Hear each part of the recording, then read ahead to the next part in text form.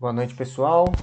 Bom dia, boa tarde, né? Depende aí do horário que vocês estão assistindo esse vídeo. Meu nome é Thiago Nunes. Eu faço parte do canal Onda Espírita, junto com outros amigos aí que vem trabalhando para que a gente consiga trazer um pouco de conteúdo espírita a respeito dos livros da doutrina, que são extremamente esclarecedores. É muito bom estar de novo com vocês. Vamos hoje então dar continuidade ao livro Cartas de uma Morta, né, que é um trabalho muito legal que a gente vem fazendo aí, um livro muito interessante com uma série de lições e informações a respeito do mundo espiritual. Tá?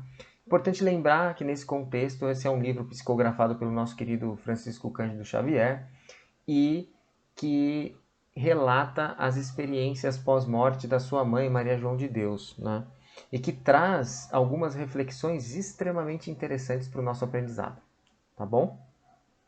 Vamos dar continuidade hoje ao capítulo 12, que se chama Um Pálido Raio de Luz na Noite do Raciocínio. Então, olha que interessante, tá? E, pessoal, é importante lembrar que, para que a gente consiga ter um pleno entendimento aí do que vem se falando nos estudos dos capítulos, é importante assistir os anteriores, né? Esse é um livro composto por capítulos muito pequenininhos, a gente sempre recomenda, super vale a leitura, mas para que você tenha um completo entendimento é importante assistir os anteriores ou ler todos os capítulos numa sequência, porque é uma história contínua, né? Que aí o Chico e a mãe dele resolveram dividir para nós em pequenos capítulos, tá bom? Então, recomendação, lição de casa aí para quem ainda não fez, mas tenho certeza que todos vocês fizeram. Voltem algumas atrás aí e assistam os que vocês perderam. Legal? Então vamos nessa, vamos começar. Capítulo 12, Um Pálido Raio de Luz na Noite do Raciocínio.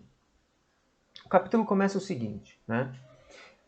Antes de começar, eu vou dar um contexto um breve resumo a respeito do que falava o capítulo 11, né? Então a Maria João de Deus passou por uma série de desafios que estão descritas nas outras séries, nas séries anteriores, nos vídeos anteriores gravados pelos meus amigos.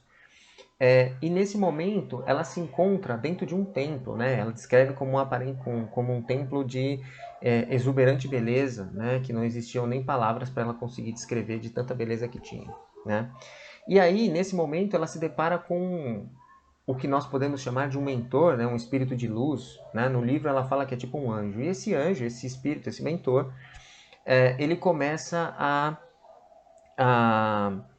a dar para ela uma série de ensinamentos, né? E esses dois capítulos estão tratando desses ensinamentos, né? Então, o capítulo 12 é a continuidade, né, do que o espírito superior, do que o mentor amigo estava falando para ela no capítulo 11, vídeo muito bom, muito interessante que foi gravado pela Glenda, tá bom? Então, sem querer ser repetitivo, voltem e assistam que está valendo super a pena. Legal?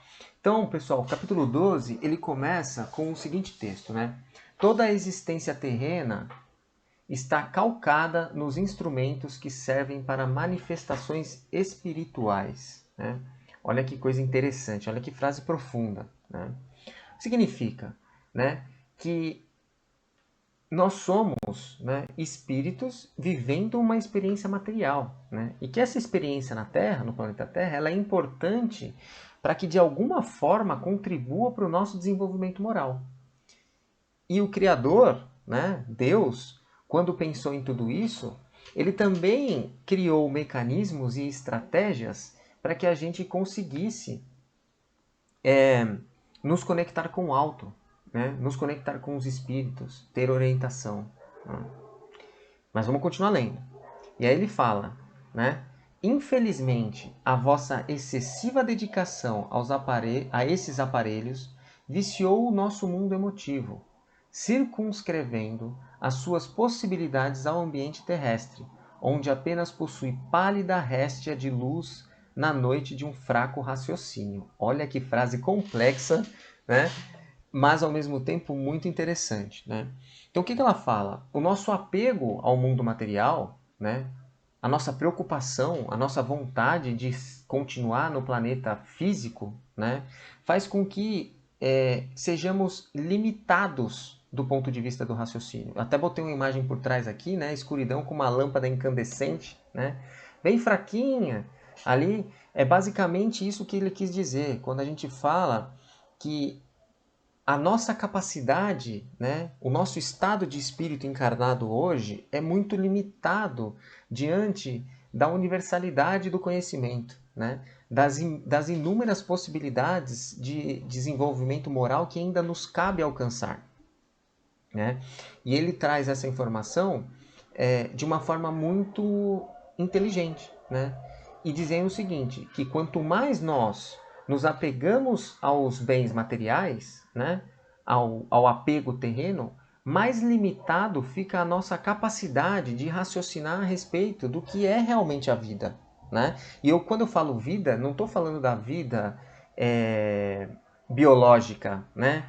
Que nós estamos acostumados a aprender na escola, que um ser humano nasce, cresce, morre e vive em média 85 a 90 anos, né? Eu estou falando a vida como sendo uma sequência de processos reencarnatórios, né?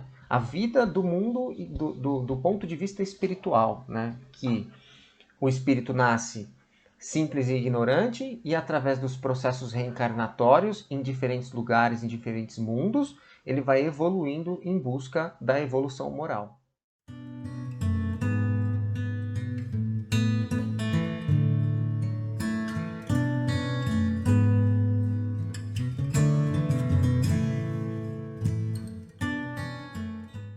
Né? Então, muito importante essa frase, né? Onde apenas possui pálida réstia de luz na noite de um fraco raciocínio, de relatar um estado humano que ainda precisa aprender muita coisa, né? Mas ainda nós somos muito pequenos, muito crianças na verdadeira, no verdadeiro conhecimento de Jesus, no verdadeiro conhecimento do universo, das coisas, da vida, né? E aí ele continua: não soubestes, contudo, dentro da pequenez educacional que vos foi parcamente ministrada, descerra o velário angusto que encobre o santuário infinito da vida, acomodando-vos entre as acanhadas concepções que vos foram impingidas pelas ideias religiosas e que mesquinham a grandeza do Criador do Universo, na fase do orbe que vinde de abandonar. Então, olha essa frase, né? Então, é isso que eu falei para vocês, né? Nós achamos, e isso é uma coisa muito interessante de refletir, né? Nós achamos que nós sabemos muito, né? Como seres humanos, né? O ser humano, atualmente, ele tem essa questão do orgulho muito forte, né? Andando junto conosco. E o orgulho, ele não nos permite enxergar que nós somos um grãozinho de areia diante da, da, da, das milhões, não sei nem se milhões é um número aceitável, mas diante do infinito de conhecimentos que nós podemos buscar e nos desenvolver, e que obrigatoriamente nós vamos ter que passar por todos eles, né? E aí ele traz justamente essa relação, né? Nós somos muito pequenos, né? Nós ainda estamos com uma visão muito limitada, né? E aqui ele traz uma relação, ele fala uma coisa para Maria de Deus que é muito interessante. Ele fala, olha, que vos foram... Então ele fala um pouco da educação, da pouca educação que nós recebemos, né? E ele quer dizer, não estou falando de quem estudou numa escola pública ou escola particular, quem fez faculdade boa ou fez faculdade ruim, quem tem estudo, quem não tem estudo. Ele está falando da educação no sentido terrestre, né? Na capacidade de absorção de conhecimento que nós, seres humanos encarnados e espíritos, nesse estado de evolução, tem de absorver. Tem, né? E aí ele fala exatamente isso, né? Então ele fala aqui, ó, na fase do orbe que vindes de abandonar, ou seja, né? O planeta Terra é muito pequenininho ainda, né? E muitos de nós ainda achamos que ele é o centro do universo. Até coloquei uma fotinho aqui, proposital, claro, que mostra que tem o objetivo de mostrar como se fosse o planeta Terra o mais importante dos astros, né? O mais importante dos planetas aí, e que infelizmente ainda é o pensamento de muitos de nós, seres espíritos encarnados aqui nessa Terra, né? Quando na verdade não é bem por aí. E aí ele segue falando, né? Criar um local fantástico de gozo beátifico ou de sofrimento eterno é inelutável. Centralizar a vida em um globo de sombra é somente obra da ignorância, desconhecedora da onipotência e sabedorias divinas. Então aqui, pessoal, é importante falar que assim é uma frase muito impactante, né? Ele está falando o seguinte, que não existe o lugar perfeito, não existe o paraíso, né? Ao mesmo tempo que não existe o inferno. Então eu coloquei duas imagens aqui que são antagônicas, né? Uma totalmente diferente da outra, e é um tipo de conhecimento, de informação que a gente recebe desde que a gente é pequenininho, né? E é importante mencionar que aqui eu não estou fazendo crítica a nenhuma religião, né? Por favor. Todas as religiões são absolutamente importantes desde que estejam voltadas para o bem, né? Mas eu estou fazendo uma reflexão a respeito das palavras do mentor nesse momento, né? Então ele fala, essa definição de que existe um paraíso e, por outro lado, essa mesma definição de que existe um inferno é obra da ignorância, né? Olha que coisa interessante. É obra da falta de conhecimento.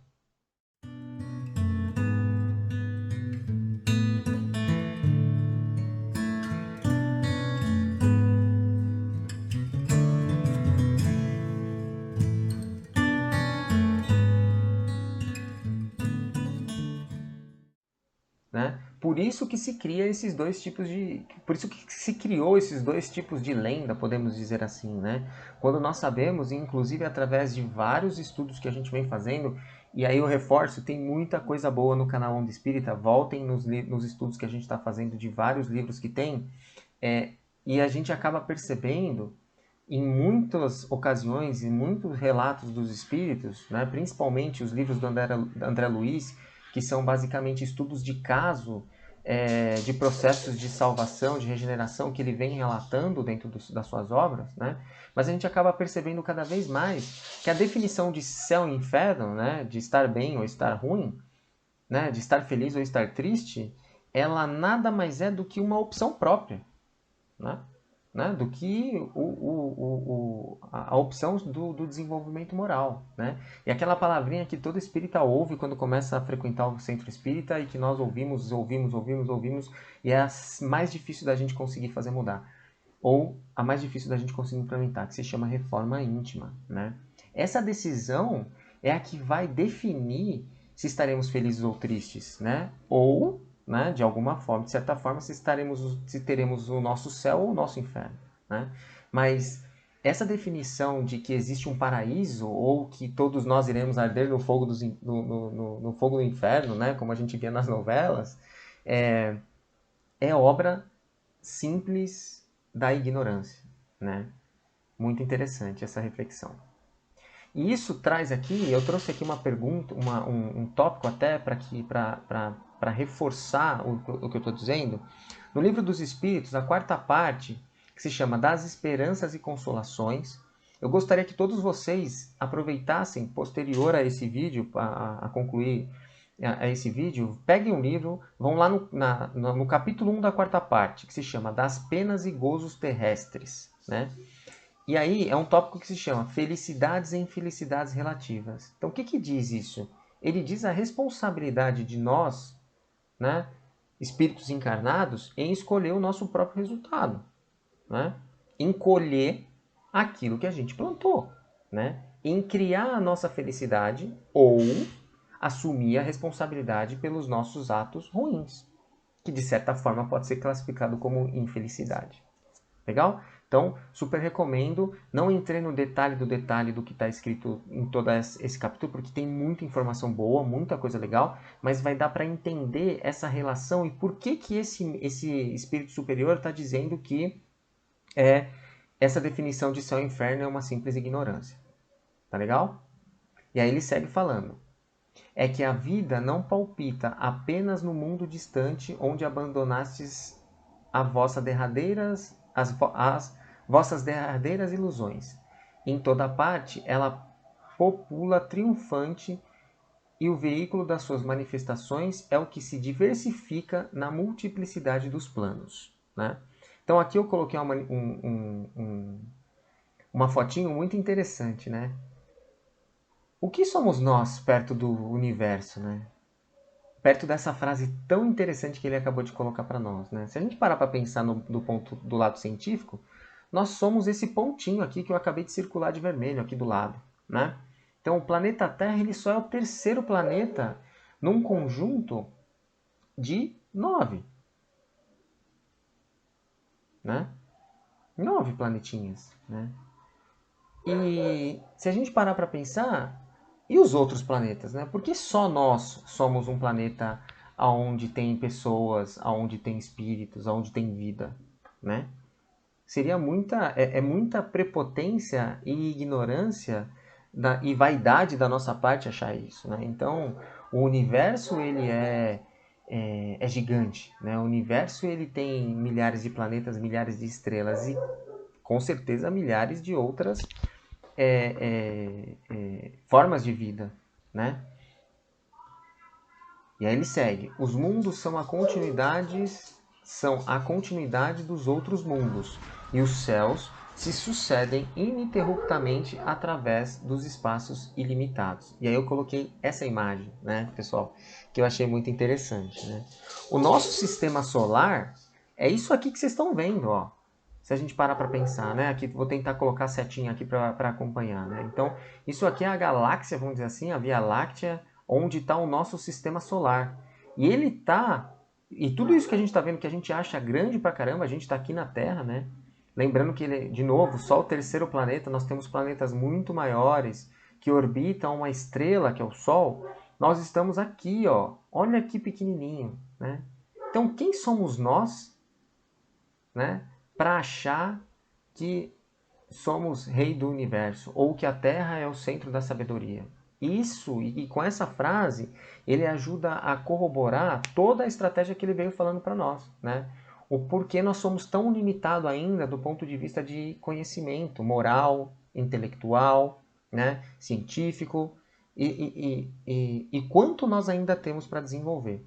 E aí, para corroborar com isso também, eu vou colocar, claro, uma liçãozinha de casa para todo mundo, que é ler nada mais nada menos que o Manual de Sobrevivência da Terra, né, que se chama O Evangelho segundo o Espiritismo. Nesse livrinho, muito conhecido por todos nós, espíritas, né, tem lá no capítulo 3 muitas lições. Esse capítulo se chama o seguinte: Há muitas moradas na casa de meu pai, né? Muito importante ler isso, pessoal. Ele fala da pluralidade das existências. Essa palavra é difícil mesmo de falar, né? Pluralidade das existências, ou seja, né? Como que funciona isso, né? Ele fala das várias vidas que um espírito tem que passar para conseguir se desenvolver moralmente. E certamente essa que nós estamos aqui agora é só mais uma delas, né? Então,